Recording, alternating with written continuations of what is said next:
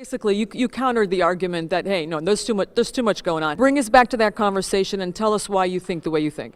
Okay, well, fundamentally, when you look at the size of the financial services sector globally, on a worldwide basis, it makes up 21% of the MSCI world. So in other words, if you add up all the stock markets, the banks, the financial services sector is twice as big as oil and gas. It's twice as big as healthcare. It's twice as big as infotech, right? So intermediation is supposed to be the oil in the engine, and the banking sector has turned into the engine. It's become its own entity, and it's lost control. It's just taking too much out of the pockets of people worldwide.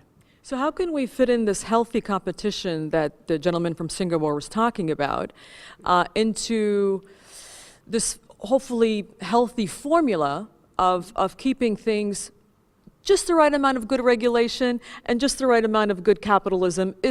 Can we go back to that?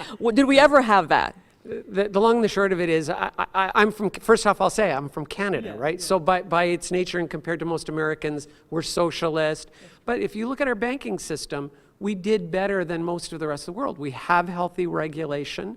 We have controls on the size of the banks, on the amount of leverage that they're allowed to impose. So I think you can have a healthy balance of regulation, and you need a counterbalance. The truth of the money is there's too much power and influence in a financial services sector that is dealing with trillions of dollars, right? And society needs, I think, a good balance with good regulation to go with it. So, you know, the concept of a laissez-faire or totally free market economy, you know, I think just means that they're going to find more creative and innovative ways of abuse.